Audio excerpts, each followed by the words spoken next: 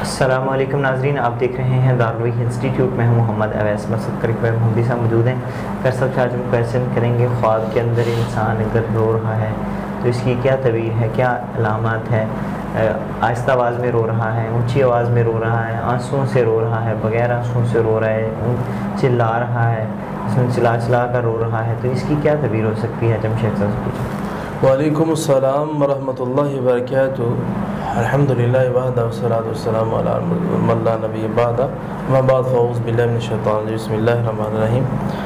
بس بھائی، خواب کے اندر رونا، خواب کے اندر انسان آنسوؤں سے رو رہا ہے، اسے آنسو آ رہے ہیں اور وہ رو رہا ہے، یہ دین و دنیا کی نعمتیں پائے گا اور اللہ تبارک و تعالیٰ اس کو یعنی کہ دین داری کی خوشی دے گا، دین میں آگے جانا، دنیا کے اندر آگے جانا، دنیا کے اندر خوشیاں پانا، دینی معاملے میں خوشیاں پانا، یہ کمال چیز ہوتی ہے۔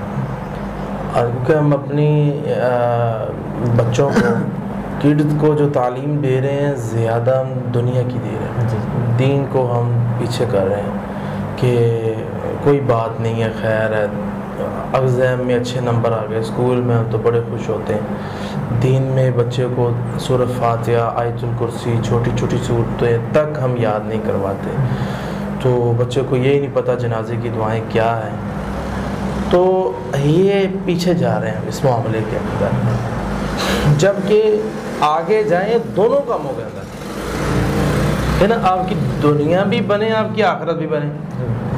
ویسے بھائی بندے کی ایج ہے 60 سال 70 سال، اچھا اولاد کی دولت کا کتنا کا فائدہ ڈالے گا؟ وہ 20 سال ڈالے گا، 10 سال ڈالے گا، وہ بھی قسمتوں والا شخص، وہ بھی قسمت والا شخص جس کی اولاد فرما بردار ہو جائے، ورنہ اولاد اپنے ماں باپ کو اولڈ ہوم میں جمع کرا دیتے ہیں۔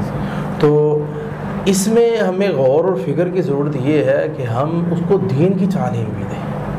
آپ ایک صحیح دیندار آدمی، جو بندہ صحیح دین کا علم سیکھا ہے، جس نے وہ دنیا کی تعلیم میں اگر وہ ٹاپ پر ہے، تو ماں باپ کا بہت زیادہ حیا کرنے والا ہوتا ہے، کیوں؟ وہ دین کو بھی سمجھتا ہے۔ تو اس لیے دونوں چیزوں کے اندر آپ بچے کو آگے لے کر جائیں۔ اسی طرح خواب کے اندر انسان دیکھ رہا ہے کہ وہ آنسوؤں سے رو رہا ہے، تو اللہ تعالیٰ اس بندے کو دینی لحاظ سے بھی، دنیاوی لحاظ سے بھی، دونوں لحاظ سے آگے لے جائے گا اور خوشی دے گا انشاءاللہ۔ جب بچہ قرآن پڑھے گا، اس کی اللہ آنکھیں ٹھنڈی کر دے گا۔ اسی طرح بغیر آنسوؤں کے رونا تو مصیبت کی طرف اشارہ ہے اور پریشانی کی طرف، پریشانی میں گرفتار ہونے کی طرف اشارہ ہے۔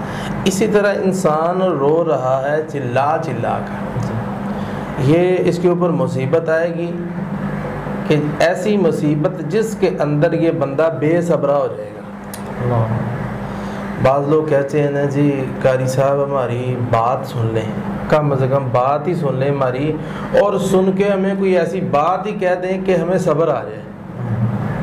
تو یہ کیوں کہہ رہے ہیں کہ ایسی مصیبت نازل ہو چکی ہے اس کے اوپر، کوئی اس کے گناہ کی وجہ سے، آپ اس کے پیچھے جا کے دیکھیں گے نا، اس نوجوان لڑکے یا لڑکی کی آخر ریزن کیا ہے، یہ کیوں اتنی مصیبت میں پڑا ہے، تو وہ زنا نکلے گا۔ تو اسی طرح خواب میں چلا چلا کر دیکھ رہا ہے، تو ایسی پریشانی میں پڑ جائے گا کہ یہ بندہ بے صبر ہو جائے گا، اسے سمجھ نہیں آئے گی، صبر ہی نہیں آ رہا۔ ایسا تکلیف آنا بڑی بات نہیں، انبیاء پر بھی آئی ہیں، سب سے زیادہ انبیاء پہ آئی ہیں، ثم الامثل فالامثل، اس کے بعد جو نیکوکار لوگ ہیں ان پر بھی آئی ہیں، لیکن اللہ ان کو صبر بھی دیتا ہے۔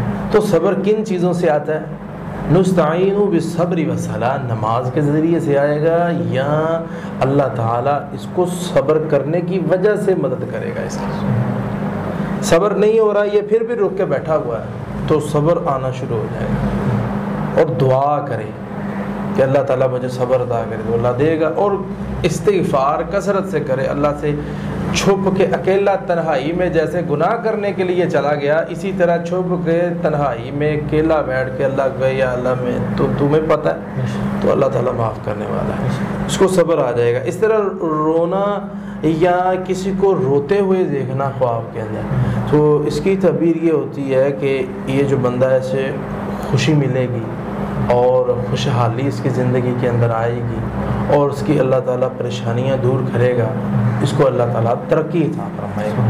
جبکہ رونا اچھی چیز نہیں ہے، اگر خواب میں روتا ہے تو پھر اچھی چیز ہے۔ اور اسی طرح ایک بڑا اہم نقطہ بیان کرنے لگا، دنیا کے اندر رونا اپنے گناہوں کو یاد کر کے یہ اچھی چیز ہے، قیامت کو رونا اپنے گناہوں کو یاد کر کے اس کا کوئی فائدہ ہوگا؟ اس کا کوئی فائدہ نہیں۔ جب جہنمی جہنم میں جائیں گے، حدیث میں آتا ہے اتنا روئیں گے کہ رو رو کے ان کے آنسو ختم ہو جائیں۔ تو اللہ نے بڑی اس کی کیفیات بیان کی ہے، خون کے آنسو فلاں، یہ لمبی چوڑی ساری احادیث ہمیں یہ بتا رہی ہیں کہ وہاں رونے کا کوئی فائدہ نہیں۔ اللہ تعالیٰ کہے گا کہ آپ روتے رہو، لا یموت فیہا ولا یحیا، یہ جہنم نہ تمہیں زندہ رہنے دے گی یا نہ مرنے دے گی، اس لیے دنیا میں رو کے اپنے آپ کو صاف کر کے جاؤ۔